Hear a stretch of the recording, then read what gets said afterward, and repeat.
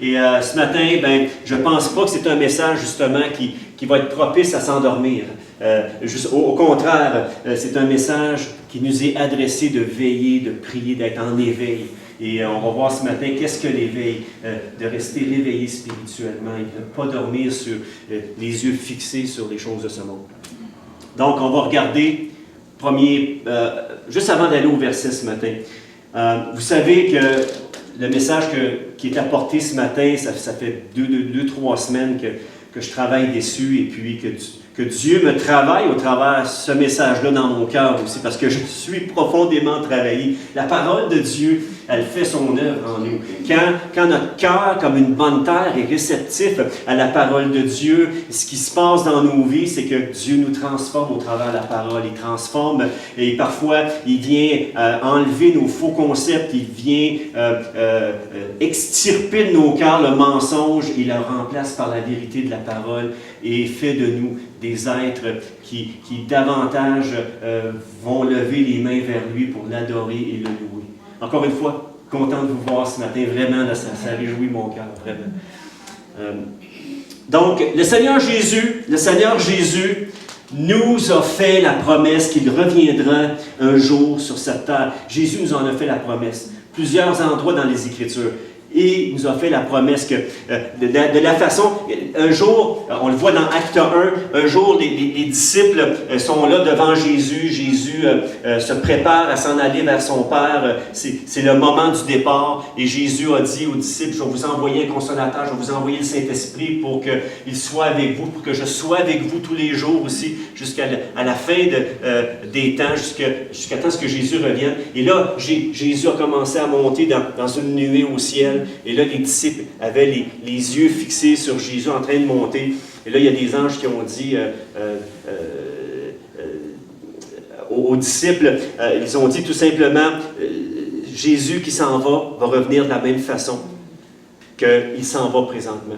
Et puis, les disciples, après ça, sont allés dans la chambre haute, puis on sait ce qui s'est passé à la Pentecôte. C'est que le Saint-Esprit est descendu sur eux, Pierre s'est levé, a prêché la parole, 3000 ont donné leur vie à Jésus, et c'est ça. Pour moi, l'Église, c'est ça. C'est de vivre la puissance au quotidien, de vivre sa présence au quotidien, puis même quand ça va mal, on garde nos yeux sur Jésus. Puis, il y avait une réflexion, je parlais avec une sœur cette semaine, et puis elle avait réalisé que quand on est dans la tempête, puis qu'on est dans notre barque, un peu comme les disciples, on est dans la barque, puis là que ça ballotte d'un côté puis de l'autre, qu'on est au travers des épreuves de la vie.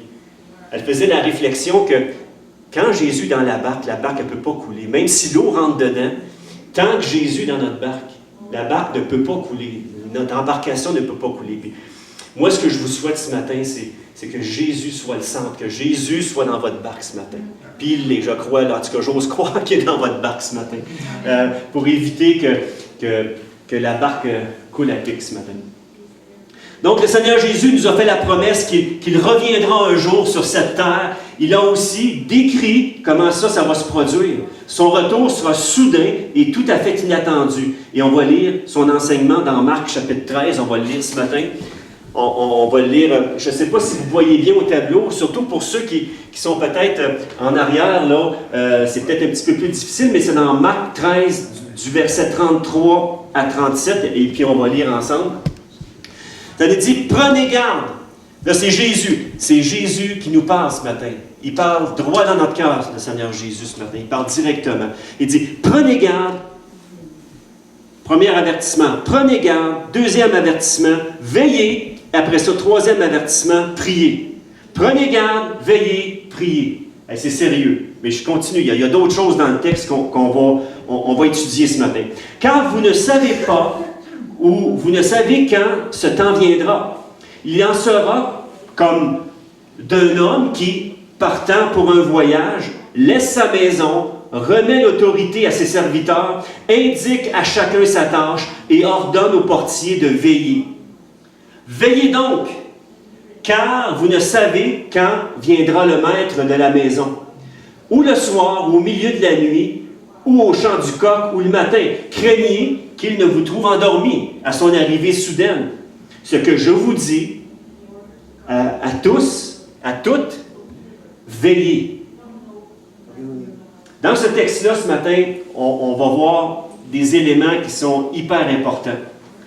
Et ce qui attire mon attention ce matin, ce qui attire vraiment mon attention, je ne sais pas ce qui attire votre attention ce matin, mais je vous encourage à garder les yeux sur la parole de Jésus ce matin.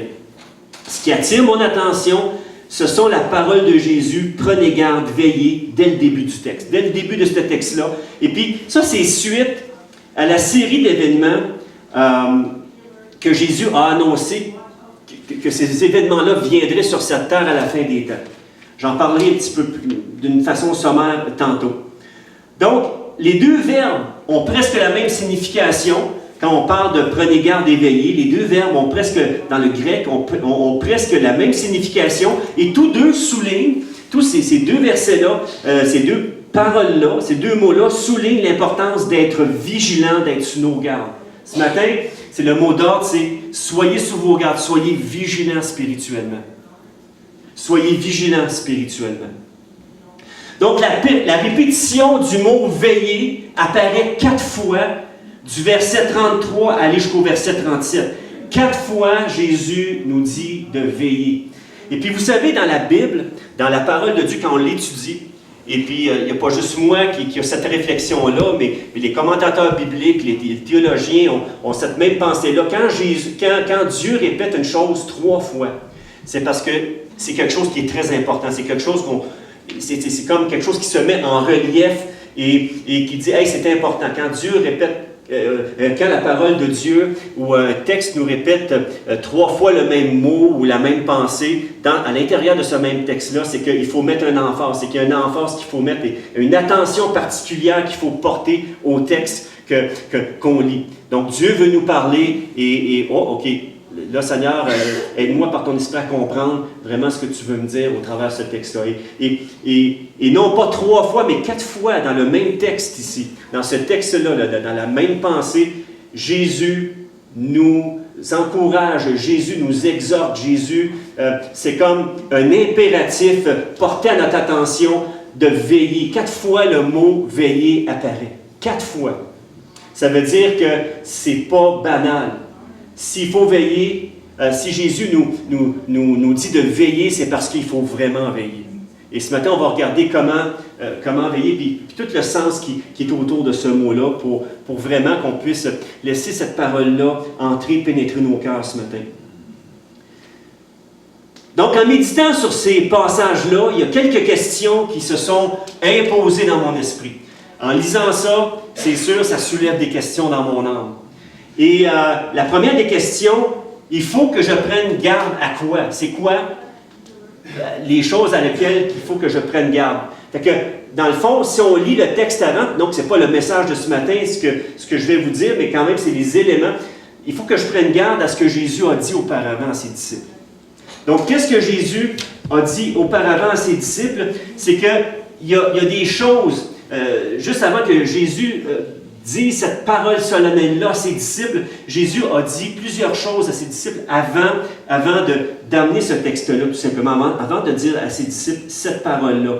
Donc, il a dit 7 choses, 7 signes de son retour. Donc, Jésus parlait des signes de son retour. Et c'est pour ça qu'ensuite, il a dit à ses disciples de veiller et de prier. Et puis qu'il a mis l'emphase 4 fois dans le même texte pour dire hey, écoutez, c'est important, veiller, c'est d'une prime importance. Donc, il y a plusieurs choses, il y a plusieurs dynamiques, plusieurs choses, plusieurs signes de son retour qui prennent place dans les temps dans lesquels nous vivons aujourd'hui. Parce que moi, je crois vraiment que nous vivons avec les signes et les prophéties, et plusieurs prophéties se sont accomplies dernièrement. Il y a d'autres prophéties qui sont en train de prendre place et en train de s'accomplir. Tout simplement, on le voit, si on est spirituellement alerte comme chrétien, comme Église, mais on voit que les signes sont vraiment là. Sont vraiment là. Puis il y a plusieurs choses que Jésus, et je vais le dire sommairement parce que ce n'est pas le sujet de la prédication ce matin. Le sujet de la prédication, c'est surtout de veiller à ce qu'on ne se fasse pas prendre par ces choses-là. Donc, la première chose que Jésus met en garde ses disciples, c'est la séduction spirituelle, c'est les mensonges, c'est les miracles, les prodiges pour tromper, même s'il fallait les croyants, les enfants de Dieu. Et Jésus dit que personne ne vous trompe. n'écoutez pas les faux prophètes et ceux qui disent des mensonges ou qui font des signes, des prodiges mensongers tout simplement. Parce que l'ennemi peut faire des choses qui sont mensongères pour séduire, même si c'était possible, des élus de Dieu. Donc c'est un des premiers avertissements que Jésus a donné à ses disciples. Ensuite, des bruits de guerre. Vous entendrez parler de bruits de guerre. Puis aujourd'hui, dans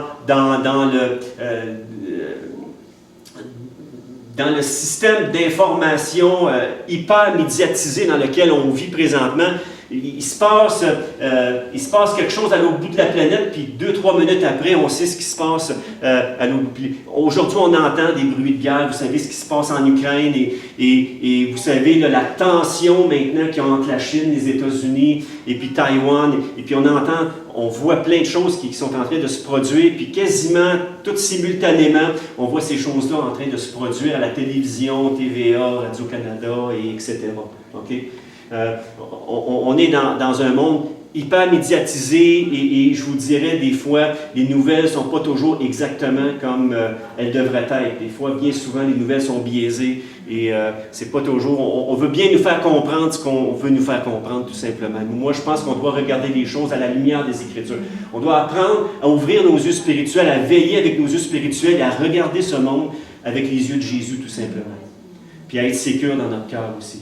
Mais aussi à être empressé d'annoncer la bonne nouvelle aux gens qui ne connaissent pas de Jésus, aux sans-église, aux gens qui ne connaissent pas Jésus. C'est notre mandat d'aller et de parler à ces gens-là, de parler de la bonne nouvelle du salut en Jésus, qui donne la vie éternelle et qui évite aux personnes qui donnent leur cœur à Jésus ce châtiment éternel-là, ou que la colère de Dieu reste sur les gens tout simplement. Donc, bruit de guerre. Ensuite, des cataclysmes, tremblements de terre. Dans différentes régions du monde, des tornades. On parle des douleurs d'enfantement. Puis si on regarde, je n'ai pas les statistiques ce matin, mais les tremblements de terre, c'est de plus en plus rapproché. Un peu comme les douleurs de l'enfantement d'une femme. Donc, Jésus, il dit, quand vous verrez ces choses de cette façon-là, eh bien, mon retour est proche. Veillez, priez, mon retour est proche. Il y aura des périodes de persécution aussi, de plus en plus intenses dans certaines parties du monde. Si tu es chrétien, c'est au risque de ta vie. Il y a des chrétiens qui sont en Iran, un pays hyper musulman. Et puis si tu témoignes ta foi et puis que les autorités le savent, laisse-moi te dire que ta vie est courte. Tu vas rejoindre Jésus assez vite.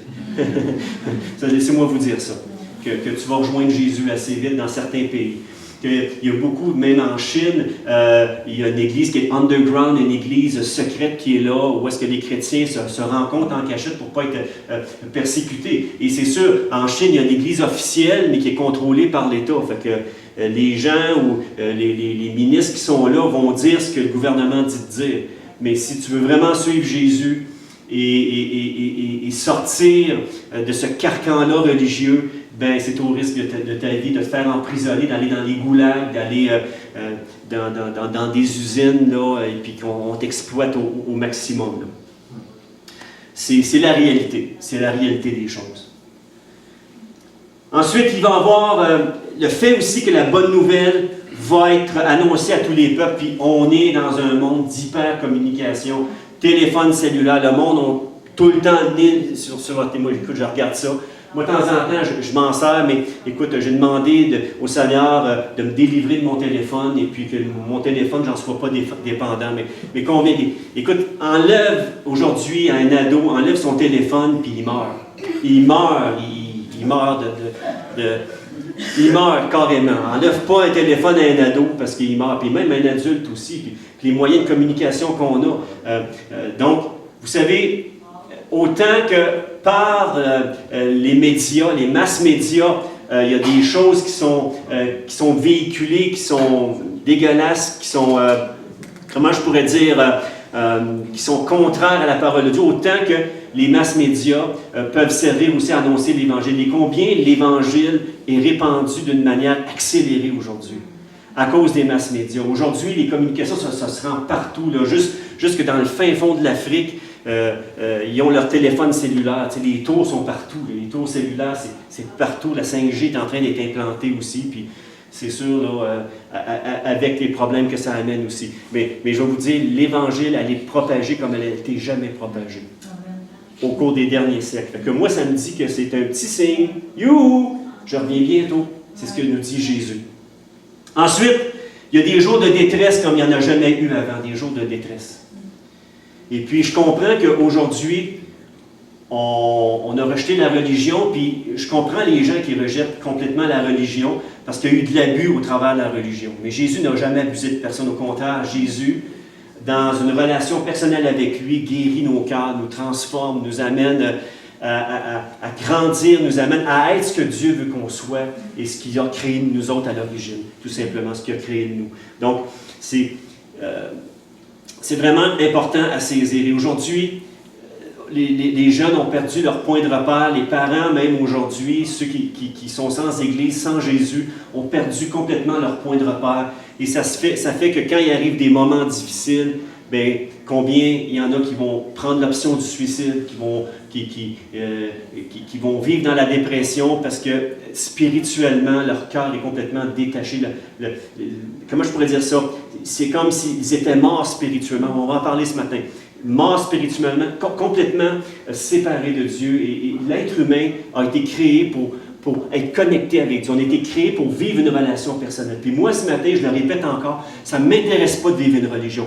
Je veux vivre une relation personnelle avec Jésus. Une relation qui transforme, une relation qui guérit, une relation qui guérit mon cœur, ce Dieu merveilleux qui prend soin de ma vie et qui n'a pas de limite. De savoir que Dieu est en contrôle de toutes choses, que Dieu il tient l'univers dans sa main, du plus petit atome jusqu'à la plus grande galaxie, jusqu'aux confins infinis de l'univers. Dieu a tout en contrôle. À combien plus forte raison, ma vie est dans sa main ce matin et il a en contrôle ma vie. Puis, plus je réalise la grandeur de Dieu, plus je deviens sécure dans mon cœur. Que, regarde, Seigneur, il y a tout ce que tu permets dans ma vie, gloire à Dieu, ben, tu me donnes aussi la grâce et la force d'en sortir et tout simplement de continuer de marcher avec toi. Est-ce que vous suivez jusqu'à maintenant? Ça va? Donc, je ne veux pas être trop long ce matin, fait qu'on on va aller d'une façon directe de continuer le message ce matin. Donc, il faut que je prenne garde à quoi, on le dit, c'est au signe que Jésus avait annoncé aux disciples. Et ça, on le retrouve dans le texte précédemment, les paroles que j'ai lues ce matin. Ensuite, Jésus affirme que personne ne connaît le moment de son retour, et c'est vrai. Est-ce que ça signifie que je dois être constamment sur le qui-vive? Ensuite, Jésus affirme que personne ne connaît... OK. Ensuite, d'une façon pratique, comment puis-je appliquer ça dans mon quotidien? Comment être éveillé spirituellement dans mon quotidien? On va regarder, c'est quand même très, très simple. Dieu nous donne une grâce à chacun de nous ce matin. Donc, Jésus a dit qu'il allait revenir comme un voleur. Et le mot « veiller » est vraiment important ici dans l'enseignement de Jésus. Il est utilisé au moins 2 autres fois à la fin de son ministère. OK? Et chaque fois, avec la même mention que personne ne sait quel moment Jésus reviendra. On le voit on va aller dans le prochain verset, dans Matthieu 24, 42. Prochain verset. Il dit, veillez donc, dans Matthieu. Là, on a lu Marc tantôt. Dans Matthieu 24, 42, il dit, veillez donc parce que vous ne savez pas quel jour doit venir votre maître. Donc, si on ne sait pas quel jour Jésus doit revenir, à combien de plus forte raison on doit veiller. On doit être spirituellement éveillé pour son retour. Est-ce que ça va jusqu'à maintenant? L'autre verset ensuite, Matthieu 25, 13, nous dit « Veillez donc, puisque vous ne connaissez ni le jour ni l'heure de son retour, simplement. » Donc, le texte de Matthieu 24 est très intéressant parce qu'il compare le retour de Jésus à un brigand qui s'introduit dans une maison pour commettre un vol. Et puis, on peut lire puis là, je ne compare pas Jésus à un voleur, mais c'est la façon dont il va revenir. Il va faire ça un peu comme un voleur. OK? Donc, dans Matthieu, chapitre 24, verset 42, on va le lire ce matin. On va prendre le temps de le lire. Matthieu 24, 42, ça nous dit ici, « Veillez donc, parce que vous ne savez pas quel jour va venir votre maître. Comprenez-le bien, si le maître de la maison avait su à quelle heure de la nuit le voleur devait venir, il aurait veillé et il n'aurait pas permis qu'on perçât le mur de sa demeure. Ainsi donc, vous aussi, tenez-vous prêts, car c'est alors que vous ne pensez pas que le Fils de l'homme va venir. Le moment que tu penses le moins que Jésus va revenir, bien, c'est là qu'il va revenir. Et c'est ce que le texte nous dit. Et dans ce passage-là, le voleur représente Jésus, et ce point de comparaison ne fait pas de Jésus un voleur, comme on a dit tantôt, mais démontre simplement le caractère soudain de son retour. Ça nous démontre le caractère soudain du retour de Jésus. Donc, ce que Jésus veut souligner à ses disciples, c'est qu'à la manière d'un voleur qui s'introduit discrètement dans une maison, son retour sur la terre prendra tout le monde par surprise. C'est pourquoi Jésus dit, si le maître de la maison avait su à quelle heure le voleur allait venir, il ne lui aurait pas laissé, donc il ne l'aurait pas laissé faire, tout simplement. Mais il ne le savait pas. Le maître de la maison ne le sait pas. De la même façon, le Fils de l'homme, Jésus, reviendra à un moment où personne ne s'y attend. Et je le répète. Donc Jésus prévient ses disciples du caractère soudain de son retour. Il va répéter cet avertissement-là quelques versets plus loin, lorsqu'il compare le temps de son retour au jour de Noé, quand le déluge frappa d'une façon soudaine la terre. Et on va lire le texte dans Matthieu 24, 28 à 39, 38 à 39. Car dans les jours qui précédèrent le déluge, les hommes mangeaient et buvaient, malgré que Noé avait averti les hommes, malgré que Noé est en train de construire un bateau. Ça lui a pris au moins une centaine d'années avant de tout compléter le bateau. Là. En tout cas, si on lit dans la chronologie des Écritures. Et puis les gens ont eu le temps de voir, ils disent, qu'est-ce qu'il fait là? Mais il me semble de voir les médias qui arrivent. Regardez cet homme complètement stupide, il est en train sur un terre-plein, de construire un bateau loin d'un cours d'eau, parce que la configuration de la terre avant le déluge était différente de la configuration qu'on voit aujourd'hui. Puis Noé, par la foi, a construit le bateau. Et là, les gens devaient se moquer, devaient rire. C'est ce qui s'en va avec ses skis, lui, là. Donc, car dans les jours qui précédèrent le déluge, les hommes mangeaient, buvaient, se mariaient et mariaient leurs enfants, jusqu'au jour où Noé entra dans l'arche. Ils ne se doutèrent de rien. Donc, exactement comme on vient de voir dans les textes précédents, où est-ce que Jésus va revenir dans le temps, où est-ce qu'on ne s'en attend pas.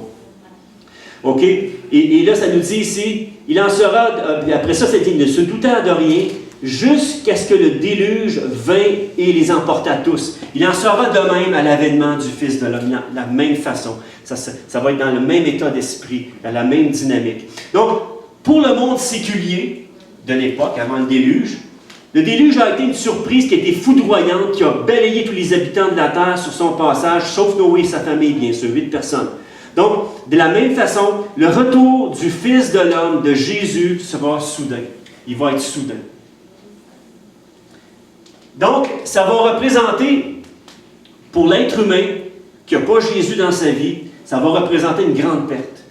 Ou pour le chrétien qui jouait à l'Église, qui venait à l'Église, mais que dans son cœur n'était pas connecté, parce que ça arrive. Il y a des gens qui se disent chrétiens, mais ne vivent pas la vie chrétienne dans leur cœur. Et cet avertissement-là est bon pour ces gens-là aussi. Donc, le texte dans Marc soulève une autre réflexion importante. C'est qu'un cambriolage, je ne sais pas qui d'entre vous s'est déjà fait voler, mais un cambriolage est normalement une expérience hyper désagréable. OK? Moi, ça m'est arrivé d'en faire voler. Pas de grands biens, mais je faisais de la compétition de vélo. J'avais mon vélo de compétition, puis je me suis fait voler. Mon bicycle était dans le bloc appartement où je restais, il était embarré dedans. Puis il y a quelqu'un qui est parti avec mon vélo de compétition, puis j'ai comme ressenti une perte à ce moment-là. Puis c'est là que je vais en venir. C'est là que je vais en venir. Donc, le cambriolage, c'est toujours une expérience qui est hyper désagréable. Tu sens que l'endroit où le voleur est entré, qui a pris tes choses, c'est comme une douleur de perdre quelque chose qui était précieux à tes yeux. Puis je ne connais pas de véritables croyants ce matin. Je ne connais pas personne qui croit en Jésus, qui ne ressent pas, d'autre part, une joie à l'idée d'aller physiquement à la rencontre de Jésus. Je pense que chacun de nous, ce matin, là c'est l'autre volet qui est positif du fait que Jésus revient bientôt, que si nous vivons une relation, une connexion avec Jésus, on n'a pas à craindre le retour soudain de Jésus. Tout ce qu'on a à faire, c'est de continuer à marcher avec Jésus, à prier, à lire sa parole, à laisser Dieu nous transformer, puis à vivre chaque jour une relation avec lui, qui fait que on n'a pas, quand Jésus va revenir, ça ne sera pas une perte, ça va être un gain parce qu'on va aller avec lui. Tout simplement. Il va nous emmener avec lui pour l'éternité. C'est-tu pas merveilleux? Peu importe. Donc, je ne connais pas de véritables croyants en Jésus qui ne ressentent pas une joie à l'idée d'aller physiquement à sa rencontre. Pour ceux qui lui sont fidèles, ça va être vraiment l'occasion d'une grande célébration. Ça nous parle des noces de l'agneau. Ça nous parle d'un corps glorifié. Ça nous parle de récompense pour ceux et celles qui auront marché avec lui d'une façon fidèle, avec la grâce que Dieu nous donne. Est-ce que vous suivez jusqu'à maintenant? Est-ce que ça va? Est-ce que Jésus est en train de suggérer que son retour sur la terre va être associé à une mauvaise expérience? Oui et non en même temps. Ici, Jésus parle de la réalité et de la gravité du jugement à venir. Il compare son retour à un cambriolage pour ceux qui ne s'attendaient pas à le voir du tout. Mais pour nous qui l'attendons avec un cœur, je parle avec André, puis je pense, s'il y a un gars qui me parle du retour de Jésus ici dans l'Église, c'est André. Il a hâte que Jésus revienne. En tout cas, moi j'ai hâte, mais hâte comme lui, ça se peut pas. Il a vraiment hâte que Jésus revienne, et puis il se tient au courant des événements, de ce qui se passe dans le monde, et puis on s'en parle souvent. Puis ça, je suis béni. Puis écoute, soyons des gens qui avons hâte que Jésus revienne. Puis de notre côté, soyons des gens qui crions à Jésus pour un cœur comme lui, pour annoncer aux gens la bonne nouvelle du salut en Jésus. Est-ce que vous êtes d'accord avec moi? Parce qu'on a un travail aussi à faire. Mais moi, là, j'en ai déjà parlé. Moi, là, quand Jésus va revenir, je vais être trouvé en train de parler avec quelqu'un, de prier avec quelqu'un. Je vais être trouvé en train de faire quelque chose où est-ce que Dieu est en train déjà d'agir dans ma vie pour aider quelqu'un, pour venir en aide avec quelqu'un, pour témoigner à quelqu'un, que je sois trouvé en train de faire son œuvre. Moi, c'est mon désir. Seigneur, puis chacun de nous, c'est ce que je vous souhaite, que quand Jésus va revenir, que vous soyez en train de faire exactement ce qu'il vous demande de faire. D'être là où Dieu vous appelle à être, tout simplement, dans sa grâce. C'est ce que je vous souhaite. Tout simplement. Pouf! En un clin d'œil, en un instant, à la rencontre de Jésus. Les morts, premièrement, en Christ ressusciteront. Nous, ensuite, on ne sait pas c'est quoi le délai entre les deux, mais nous, ensuite, qui serons restés, nous serons enlevés dans les airs à la rencontre du Seigneur. Et ça, je ne l'invente pas.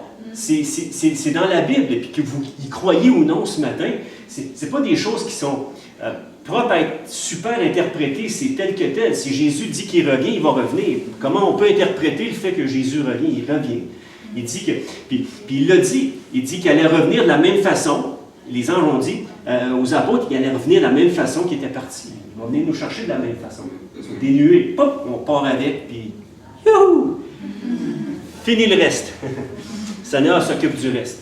Et nous, pour l'éternité, on va passer notre temps avec Jésus à accomplir ses œuvres. On ne sait pas ce qui nous attend de l'autre côté.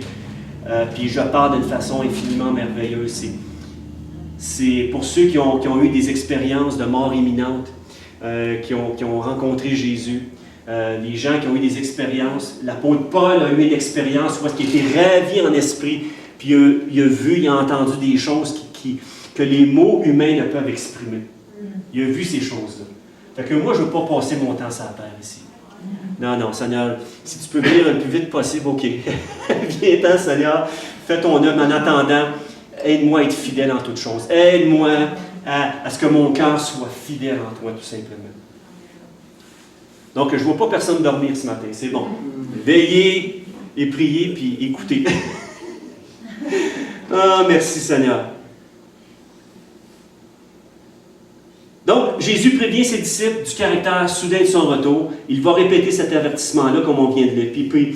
Puis, dans le fond, on parle pour les gens qui ne s'attendent pas à son retour, pour les gens qui ne croient pas. Quand Jésus va revenir, ça va être une grande perte. Et là, je m'explique. Je vous l'expliquais un petit peu sommairement tantôt. Et dans le texte de Marc, c'est justement, il y a une question, il y a une réflexion importante qui est soulevée ici. Donc, un cambriolage, on sait que ce n'est pas agréable. Et Puis là, avec un cambriolage, la question est comment je peux associer le cambriolage à celle de voir Jésus, son avènement. Et puis là, on a dit qu'il n'y a pas de véritable croyant, qu'il n'y a pas de joie de savoir que Jésus va revenir d'une façon soudaine, mais qui va venir nous chercher pour nous prendre avec lui pour l'éternité. Est-ce que Jésus est en train de suggérer que son retour sera associé à une mauvaise expérience? Je vous dis oui et non. Il compare son retour à un cambriolage pour ceux qui ne s'attendent vraiment pas à le voir. Donc, autrement dit, à son retour, si vous n'êtes pas prêt, vous subirez une perte. Je m'explique. Quand un voleur s'introduit dans une maison, quelle est sa façon habituelle de procéder? Est-ce qu'il va t'envoyer un texto ou t'appeler pour te dire qu'il s'en va chez toi et il te dit bonjour, puis là, je m'en vais chez toi, je m'en vais te voler? Il ne fait pas ça. Un voleur, non, il est discret, il va voir quand est-ce que les gens ne sont pas là. Et puis des fois, mais spirituellement, on n'est pas là. On n'est pas à l'endroit où on devrait être. Et là, l'ennemi en profite pour essayer de nous voler. Mais là, c'est la même chose un peu, c'est cette même pensée-là. Non, le voleur, qu'est-ce qu'il va faire? Il va agir de façon la plus discrète possible, la plus rapide possible pour contourner la vigilance de celui qui habite cette maison-là. Il va prendre le plus d'objets de valeur possible et se sauver. Et quand une personne qui s'est fait cambrioler s'aperçoit que certains objets de valeur ont disparu, bien là, c'est à ce moment-là que cette personne-là a un sentiment profond d'avoir subi une perte. Je ne sais pas, le voleur rentre, il vole son ordinateur, son gros ordinateur, son ordinateur de gamer qui a payé 4000$, c'est plus là. C'est 2 écrans 60 pouces dans le sous-sol et en haut, il s'est fait voler ça. Et là, il mettait vous à la place de la personne, il était attaché à ses écrans, c'est sûr. Il regarde la télévision et puis il joue avec ses jeux. Puis là, ben, la perte, il va avoir la perte de ne plus jouer avec ses jeux. Puis là, ben, il va jouer plus tard parce que là, il va appeler les assurances et puis les assurances vont rembourser. Mais il y a une perte. Dans le fond, c'est quelqu'un qui se fait voler des objets de valeur ou des objets à laquelle il est attaché. Il y a toujours un sentiment de perte qui se crée dans le cœur. Il y a comme un sentiment d'un coup d'indignation. J'aurais dû être là, mais j'ai pas fait attention, j'ai pas été vigilant par rapport à ça. Puis des fois, on peut l'être ou j'ai pas activé le système d'alarme. Donc, quand une personne se fait cambrioler, ben, c'est terrible. Et la mise en garde de Jésus est la suivante. Lorsque je vais revenir, si tu n'es pas spirituellement préparé, tu auras le profond sentiment d'avoir subi une très grande perte. Parce que si tu as entendu parler que Jésus revient bientôt et que dans ta tête tu le crois, mais dans ton cœur tu es loin de Jésus, ou dans ta tête tu le crois plus ou moins, ou tu dis bon, c'est plus tard, et puis vous savez, l'être humain étant ce qu'il est, on procrastine constamment. On procrastine en tant qu'être humain. Fait qu'il y a des choses qu'on devrait régler dans nos vies, mais on attend de les régler. Mais non. Quelqu'un qui était au courant de ces choses-là, ou quelqu'un qui ne croyait pas, ou tout simplement un athée, quand il va voir Jésus, laissez-moi vous dire qu'il va avoir un sentiment de grande perte.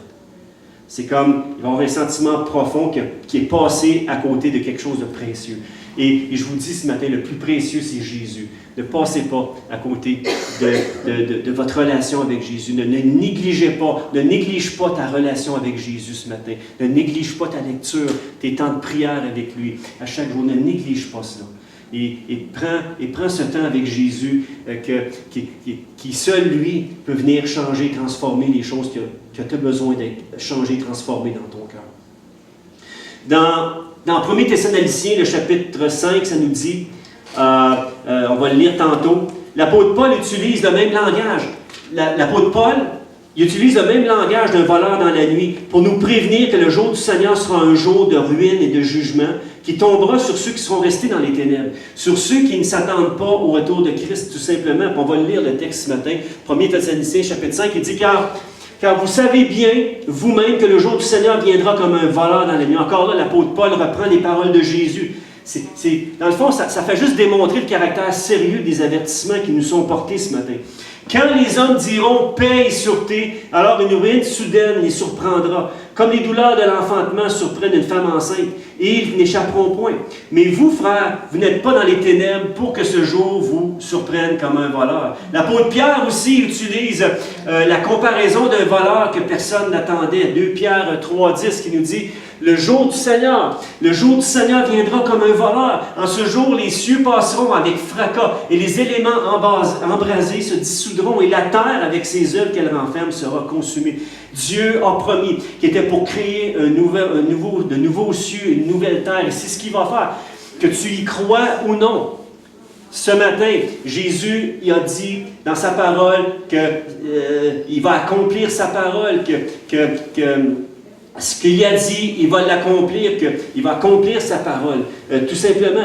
Donc, Jésus va revenir comme un voleur, c'est ce que ça nous dit dans le texte. C'est que Jésus va revenir comme un voleur d'une façon soudaine et attendue, et personne ne connaît l'heure. Encore une fois, dans le texte, on le voit, les anges ne le savent pas, mais Jésus n'en connaît même pas le moment aussi.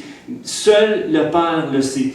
Donc, il y a le fait d'être prêt pour le retour de Jésus, qui est pris en considération ici. Le jour du Seigneur ne viendra pas comme un voleur pour ceux qui sont prêts. Donc, pour nous qui sommes prêts, on s'attend à son retour.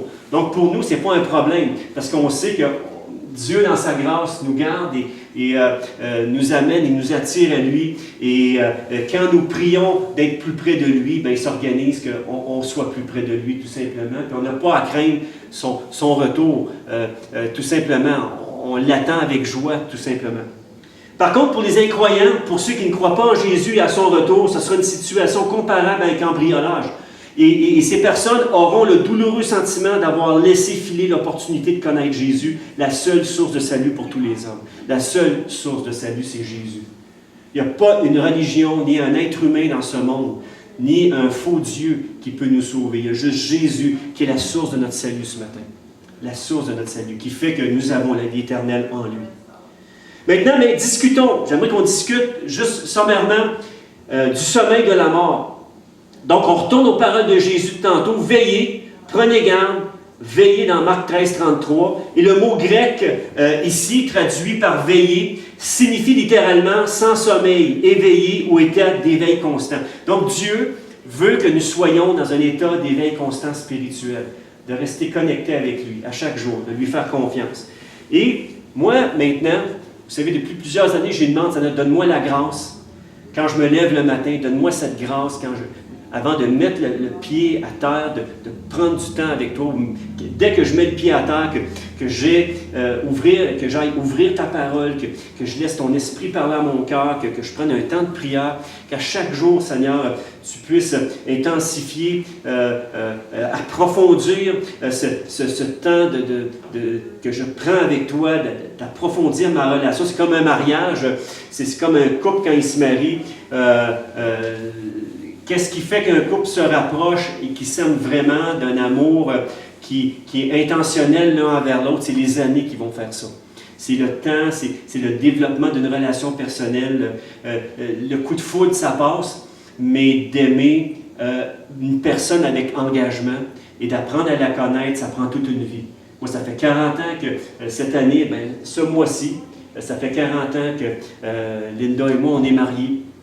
Et puis, il y a une réalité là-dedans. Dieu a été tellement fidèle.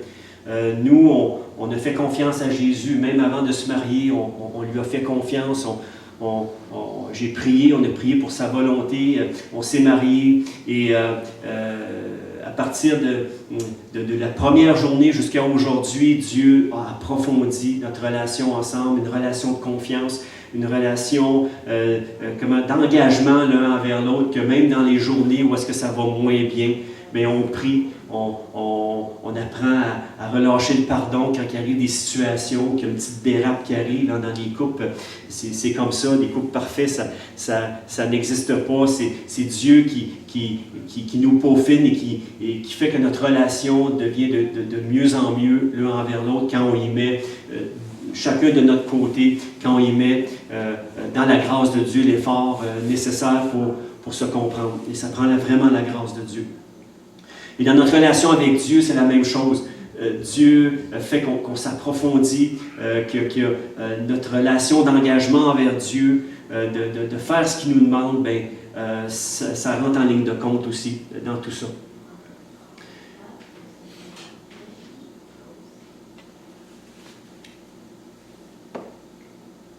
OK, donc on parle d'éveil constant. Le mot grec de veiller, c'est un éveil constant. Autrement dit, c'est être constamment en état d'éveil spirituel, être constamment en état d'éveil spirituel pour ne pas tomber endormi. Dans le contexte de Marc, chapitre 13, verset 34, le portier, on voit qu'il y a un portier dans Marc 13, 34, qui a reçu l'instruction de veiller. Il doit rester éveillé et être prêt à tout moment pour ouvrir la porte de la maison quand son maître sera de retour. Donc, le verbe « veiller » ici, en grec, met l'emphase sur un état d'esprit. Notre état d'esprit en tant que personne et sur notre état de vigilance pour éviter de s'endormir. Et là, je parle spirituellement, parce que des fois, c'est sûr, quand on travaille fort, physiquement, ben, on a envie de dormir, c'est ça. Mais ça, c'est normal qu'il faut se reposer. Mais je veux dire, notre état d'éveil spirituel, elle doit toujours rester, je dirais, dans un état de vigilance, tout simplement d'être vigilant. Est-ce que ça va jusqu'ici? Donc, étant donné d'être sur le qui-vive, demeurer actif, d'être vigilant tout simplement. Donc, Jésus nous demande de rester spirituellement éveillé jusqu'à son retour, sans quoi, bien, on risque de subir une perte douloureuse. Être éveillé, c'est d'être vivant spirituellement. Être endormi, c'est être spirituellement mort ou inconscient complètement. Donc, l'apôtre Paul fait l'usage de ce même type de métaphore, de comparaison, une métaphore, dans Éphésiens chapitre 5, verset 14, et on va le lire ensemble. Ah, il n'est pas là, j'ai oublié. Éphésiens 5, 14, il dit, OK. Il dit, c'est pour cela, il est dit, réveille-toi, toi qui dors, relève-toi d'entre les morts et Christ t'éclairera. Wow! C'est percutant, hein? Des fois, on aime lire la parole de Dieu quand les choses sont intéressantes, mais quand ça arrive avec des paroles un petit peu plus... relève-toi d'entre les morts et Christ t'éclairera. C'est pour nous réveiller. C'est comme un électrochoc. OK, ça nous réveille. Là, des fois, notre cœur arrête, et puis là, moi, j'ai suivi des cours de RCA, puis je le sais, là, j'ai pas le mot du bidule, là, mais c'est pour réanimer cardiaque. Là. Mais des fois, ça aide. OK, là, il vient nous donner un choc afin que spirituellement, OK, Seigneur, regarde, j'ai telle chose dans ma vie que je dois te donner ou changer tout simplement. Donc, remarquez la relation entre dormir et être mort. Relève-toi d'entre les morts, toi qui es mort, relève-toi de ton sommeil. En empruntant le même langage que Jésus, on peut dire ce matin qu'il y a des personnes qui sont spirituellement éveillées, il y a des personnes qui sont spirituellement endormies, puis il faut prier pour eux, puis il faut prier aussi que Dieu nous donne la grâce de ne pas s'endormir jusqu'à son retour. Ça va jusqu'ici? Ce n'est pas un message de condamnation, c'est juste un message d'avertissement. C'est un avertissement pour chacun de nous. Donc, la prédication de l'Évangile, c'est comparable au son mélodieux de notre cadran bien-aimé qui nous réveille le matin. Vous avez un cadran bien-aimé? Non? Moi, disons que c'est mon partenaire de prière le matin. Ça fait, je disais, 25-30 ans qu'on prie ensemble le matin, 3 jours par semaine maintenant. Et puis, c'est le téléphone qui me réveille le matin pour qu'on prie. Fait que ça va bien, dans le fond, et puis on prie ensemble. Ça fait des années, puis ça m'a vraiment gardé spirituellement. Je vous dis, si vous pouvez vous trouver un partenaire de prière, faites-le, ça vaut la peine. C'est mon partenaire de prière. C'est sûr, d'abord et avant tout, c'est mon épouse. Mais lui, comme moi, il est dans une autre église. Souvent, on s'encourage, on s'exhorte, et puis combien des fois ces conseils ou nos conseils mutuels ont fait que la sagesse de Dieu a coulé au travers des paroles, et puis tout simplement nous aider à traverser des situations qu'on trouvait difficiles. Ça nous dit dans la parole de s'encourager les uns les autres, d'être un encouragement. Donc la prédication de l'Évangile, c'est comparable au son mélodieux de notre cadran bien-aimé qui nous réveille le matin. Il nous réveille le matin, il dit, donc, Paul nous dit, réveillez-vous, vous qui êtes endormis, relevez-vous de la mort spirituelle. Jésus vous donnera sa lumière, Jésus vous donnera la vie. Et juste pour ramener ça, Jésus, à 4 reprises, s'il a pris le temps, et je radote encore et je le redis encore, s'il a pris le temps de nous dire de veiller, de prier, d'être sur nos gardes, c'est parce que vraiment, il faut prendre ça au sérieux. Il faut prendre le fait que Jésus revient bientôt. Puis si ton cœur n'est pas prêt, tu vas subir une grande perte. Tu vas subir une grande perte. Et je le répète encore. La responsabilité de se réveiller, de répondre d'une façon affirmative à l'Évangile repose sur les épaules des humains et la grâce de Dieu en même temps. La puissance de la proclamation du message de l'Évangile a cette capacité de tirer du sommeil chaque personne pour l'amener à prendre une décision à suivre Jésus, comme un électrochoc. L'Évangile, amené avec la puissance de Dieu par le Saint-Esprit, qui convainc les cœurs, c'est un électrochoc pour réveiller une personne spirituellement. Hein? Plusieurs ne veulent pas sortir de leur sommeil parce que le message de l'Évangile leur demande d'abandonner des choses qui ont plus d'importance à leurs yeux que de suivre Jésus. Comme le jeune homme riche, comme le chef aussi juif, un chef religieux juif, un chef juif qui était un homme riche aussi en même temps, quand Jésus lui a dit de vendre ce qu'il avait pour le suivre, cet homme-là, il s'est en allé triste parce qu'il y avait de grandes richesses. Et le Dieu dans sa vie, c'était ses richesses et non Dieu lui-même. Il accomplissait, oui, les œuvres de la loi. On peut être des gens très religieux, mais déconnectés de Dieu. Parce que dans notre cœur, il y a des choses qui prennent plus d'importance que Dieu lui-même. Et ce qui prend le plus d'importance dans nos cœurs que Dieu lui-même, ça devient une idole. Et si nous avons des idoles dans nos cœurs, criez à Dieu de venir, que Jésus soit le premier dans ton cœur, soit le centre absolu de ta vie. Est-ce que Jésus est le centre absolu de ta vie? Nous appartenons au jour pour ceux qui ont cru en Jésus. Donc j'aimerais mentionner maintenant et m'entretenir avec vous d'un passage des Écritures de l'apôtre Paul, que quand Paul a écrit à l'Église de Thessalonique, et c'est la première épître. Ce texte est vraiment super intéressant parce que l'apôtre Paul, qui écrit aux croyants de Thessalonique, puis les croyants de Thessalonique, si on regarde le contexte de l'époque, ils vivaient vraiment des moments difficiles. Et là, l'apôtre Paul voulait les encourager que dans leurs moments difficiles, regarde, Jésus revient bientôt. Et d'autre part, il y a des choses qu'il faut que vous preniez garde en tant que croyants. Donc l'apôtre Paul écrivait aux croyants de l'Église de Thessalonique et il y avait en tête un enseignement dans son utilisation du mot sommeil et d'éveil. Tantôt, on parlait du sommeil, de l'éveil. Et puis, j'aimerais qu'on lise. Écoutez, il y a vraiment un trésor. Écoutez, j'ai sorti des pépites puis des lingots d'or de ce passage-là. Vraiment, là. Et on va regarder ça ce matin. C'est vraiment. Et là, je m'en vais vers la fin. Fait que je vous demanderai toute votre attention. Je vous demanderai de rester éveillé physiquement et spirituellement à ce qui s'en vient comme partage dans la suite, là, maintenant, du message. Donc, on va lire 1 Thessaloniciens, chapitre 5, verset 4, qui nous dit « Mais vous, frères, vous n'êtes pas en pleine obscurité pour que ce jour vous surprenne comme un voleur. » Encore là, il utilise le mot « voleur ». Vous tous, en effet, vous dépendez de la lumière. Vous appartenez au jour. Nous ne dépendons ni de la nuit, ni de l'obscurité. Ainsi, ne dormons pas comme les autres, mais restons éveillés. Et encore là, c'est spirituellement qu'on doit rester éveillé. Parce que oui, on a besoin de dormir de 6 à 8 heures par jour. Il y en a qui ont besoin de dormir de moins, il y en a qui sont un peu plus sur le nerf, d'autres, vous avez besoin de dormir 8 à 9 heures. Puis physiquement, pour se restaurer, c'est bien de le faire, puis il faut le faire aussi. Mais ici, encore une fois, quand ça dit « restons réveillés », c'est que ne faut pas que tu le prennes littéral de rester réveillé 24 heures sur 24 parce que tu vas mourir. OK? Tu vas aller à Jésus plus vite que tu penses. C'est ça. Donc, restons réveillés, sobres. Les dormeurs, c'est la nuit qu'ils dorment. Les buveurs, c'est la nuit qu'ils s'enivrent. Mais nous, qui appartenons au jour, qui appartenons à Jésus, nous devons être sobres. Prenons la foi et l'amour comme cuirasse, l'espérance du salut comme casque. En effet, Dieu ne nous a pas destinés à subir sa colère, mais à posséder le salut par notre Seigneur Jésus-Christ.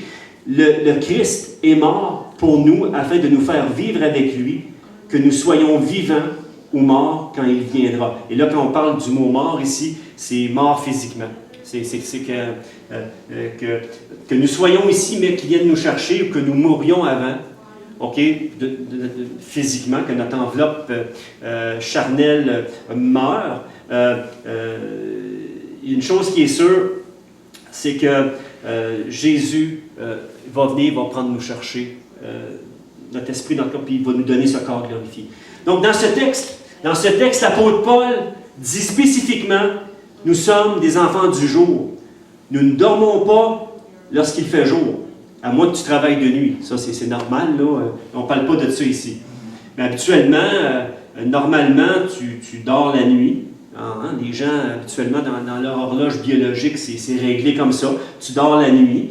Et quand il fait jour, ben, les petits oiseaux commencent à chanter le matin. Mais là, tu rouvres les yeux en même temps que les petits tweets là, qui tweetent dehors. Et puis, ça fait partie de la nature des choses, la façon que Dieu a créé les choses. Et, moi, je trouve ça merveilleux, la façon que Dieu a créé les cycles et la façon qu'il nous a créés. C'est parfait. C'est parfait ce que Dieu a fait. Donc, nous sommes des enfants du jour. Ceux qui dorment, dorment la nuit. Ensuite, restons sobres et alertes. Et ce texte de l'apôtre Paul semble être tiré directement, encore une fois, de l'enseignement de Jésus. Et dans ce passage, on remarque plusieurs contrastes. Il y a des contrastes. Dans le texte qu'on vient de lire, le texte qui est au tableau, sur le PowerPoint, il y a plusieurs contrastes. Et puis j'en ai tiré au moins 6-7 contrastes. Ben, disons, j'en ai tiré 6 contrastes qui sont vraiment flagrants. Donc, qu'est-ce qu'on voit dans le texte? On voit un contraste, une différence marquée entre la nuit et le jour, au verset 5, 7 et 8. Ensuite, il y a le contraste entre dormir et veiller, dans le verset 6 et 7. Ensuite, il y a un accent qui est mis sur la nuit et un accent qui est mis sur les ténèbres. Ensuite, il y a un accent qui est mis sur le jour et un accent qui est mis sur la lumière au verset 5 et 8. Une similitude. Ensuite, il y a un contraste entre l'ivresse et la sobriété. Il y a un contraste entre la colère de Dieu et son salut qu'il veut accorder par grâce à chaque être humain. Mais une colère qui demeure pour ceux qui refusent son salut. Où est-ce que les gens vont être jugés selon les œuvres qu'ils auront faites. Et finalement, il y a le contraste entre la vie et la mort. Et en faisant l'analyse de ces contrastes-là, regardez la comparaison. En faisant l'analyse de tous ces contrastes-là, nous percevons deux grandes lignes de pensée opposées par rapport à l'autre. Donc, on voit deux lignes qui sont parallèles. Puis regardez bien au tableau. Puis ça, c'est dans le texte. C'est simplement dans le texte qu'on vient de lire, là, dans 1er Thessaloniciens. Et on voit un contraste entre la nuit et le jour, le A et le B. J'ai mis deux lignes qui sont parallèles. Il y a un contraste entre les ténèbres et la lumière. Puis ça, c'est dans chaque partie du texte. Où est-ce que, dans chaque bout de phrase, il y a un contraste. Le premier bout de phrase, il y a la nuit et le jour, ténèbres, lumière, dormir, veiller, ivre, sobre, mort, vie, colère, salut. On voit un contraste ici. Wow! C'est une parole inspirée de Dieu. Quand l'apôtre Paul a écrit ça, inspiré sous le Saint-Esprit, et ce qu'il a écrit ici, ça nous montre qu'il y a un contraste. Que nous, en tant que croyants, nous sommes du jour. Que la lumière, c'est Jésus qui s'est manifesté par le Saint-Esprit dans nos vies. Il nous a apporté la lumière. Jésus est la lumière et la vie. Ensuite, il nous dit de veiller, d'être sobre. Que Dieu nous a donné, Jésus nous a donné la vie et le salut en lui. Donc, on voit les contrastes ici, dans le texte. Je voulais juste vous montrer ça ce matin, mais la parole de Dieu, elle est vraiment précise, elle est vraiment elle est tellement parfaite. Donc, en plaçant ces deux lignes-là de pensée en parallèle, on découvre que veiller est associé à dormir. La signification du mot veiller commence par prendre tout son sens ici. Veiller signifie être spirituellement en vie. Il désigne une certaine qualité dans notre conduite.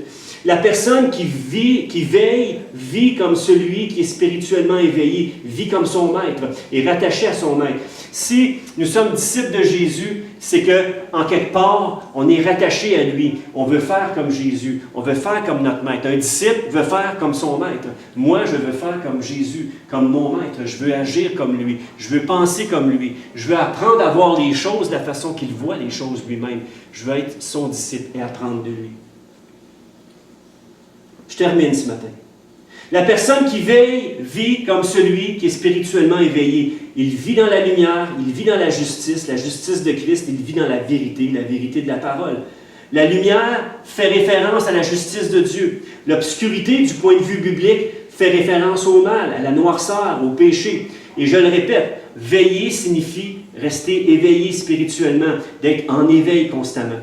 Jésus, avant de demander à ses disciples de veiller, il mentionne ceci dans Luc, le verset 21, le chapitre 21, verset 34 à 36, on va le lire.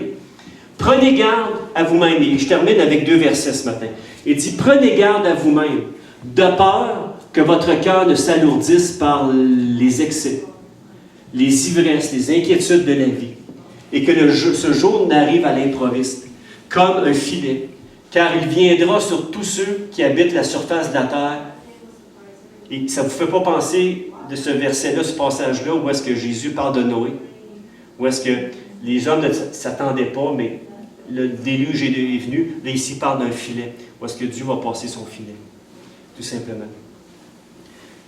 Car il viendra sur tous ceux qui habitent la surface de la terre. Restez donc en éveil. Encore une fois, restez donc en éveil et priez en tout temps, afin que vous ayez la force d'échapper à tout ce qui va arriver et de vous tenir debout devant le Fils de l'homme. Qui ici, quelle est celle ou celui qui a hâte de rencontrer Jésus, de le voir face à face? Que la vie chrétienne, ce n'est pas une game. Que être chrétien, ce n'est pas une religion, c'est une relation. C'est une relation de cœur à cœur avec Jésus. Et je ne cesserai jamais de le répéter. On ne veut pas vivre une religion ici, on veut vivre une relation profonde avec Jésus. On veut prendre soin des uns des autres à la manière que Christ prend soin de nous. On veut être des gens qui nous pardonnons les uns les autres à la manière que Christ nous a pardonnés. Qu'on puisse s'aimer comme Christ nous aime. C'est ce qui nous appelle, en tant qu'individus, en tant qu'Église, à prendre soin les uns des autres. Jésus nous avertit très, très, très sérieusement que notre cœur peut s'alourdir. Le mot alourdir est utilisé dans Matthieu, en grec, là, c'est baréo, qui est utilisé dans Matthieu 26, 43, comme on a lu, pour décrire la lourdeur des yeux des disciples qui tentaient de rester éveillés dans le jardin de Gethsémani, quand Jésus est allé par 3 fois dire à ses disciples de veiller et de prier, afin de passer au travers l'épreuve qu'ils étaient sur le point de passer, tout simplement. On sait ce qui s'est passé, ils se sont endormis. Ensuite de ça, dernier verset ce matin, comment rester réveillé? Je termine avec ça. Je termine avec ce verset-là, Romains 12, 12, qui nous dit que votre joie découle de votre espérance. Si l'affliction survient, portez avec patience les fardeaux qui vous sont imposés. Exercez-vous à maintenir votre esprit dans une attitude de prière constante. Oh, comment? Juste, on va lire ensemble. Oh, on retourne d'abord.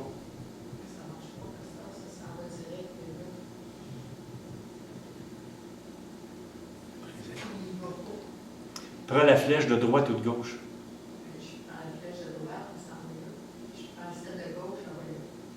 Mais continue avec la celle de droite. Droite. Ah, ben coudonc. C'est pas grave. Je le vois, mais il ne vient pas à l'écran. OK. Oh, c'est pas grave. Je vais le dire, le verset. C'est des choses qui arrivent. La technologie, des fois, elle nous fait défaut. Donc, Romains 12, 2. Que votre joie découle de votre espérance. L'affliction survient. Portez avec patience les fardeaux qui vous sont imposés. Exercez-vous à maintenir votre esprit dans une attitude de prière constante. Priez avec régularité et persévérance. Exercez-vous à maintenir votre esprit dans une attitude de prière constante. Priez avec régularité. Je termine avec ça ce matin.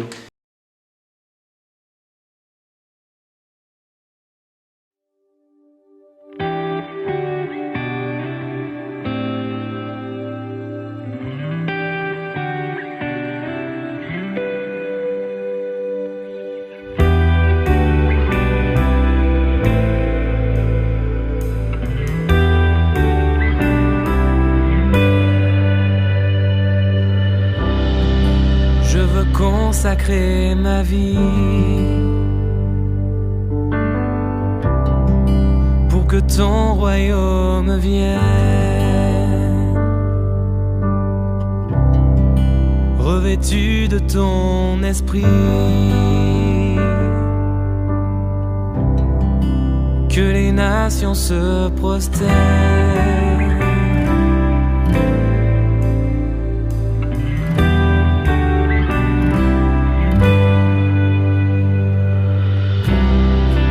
Je veux consacrer ma vie pour que ton royaume vienne, revêtu de ton esprit, que les nations se prosternent.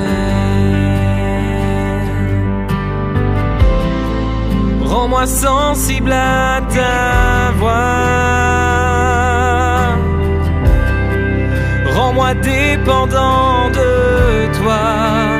Me voici, envoie-moi. Me voici, conduis-moi. Me voici, façonne-moi. Fais ce que tu veux de moi.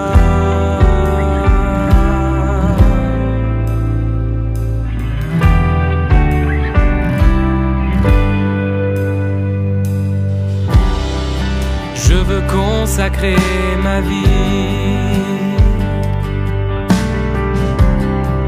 pour que ton royaume vienne, revêtu de ton esprit, que les nations se prosternent. Rends-moi sensible à ta voix, rends-moi dépendant de toi. Rends-moi sensible à ta voix, rends-moi dépendant de toi. Me voici, envoie-moi. Me voici, conduis-moi. Me voici, façonne-moi. Fais ce que tu veux de moi. Me voici, envoie-moi. Me voici, conduis-moi. Me voici, façonne-moi. Fais ce que tu veux de moi.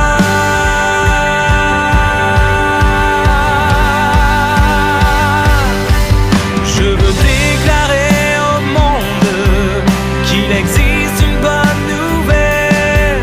Et même si les flots m'inondent, je chanterai l'essentiel. Chaque jour, chaque seconde, je veux dépendre du ciel. Et même si le tonnerre gronde, je répondrai à l'appel. Je veux déclarer au monde qu'il existe une bonne nouvelle. Et même si les flots m'inondent, je chanterai l'essentiel. Chaque jour, chaque seconde, je veux dépendre du ciel. Et même si le tonnerre gronde, je répondrai à l'appel.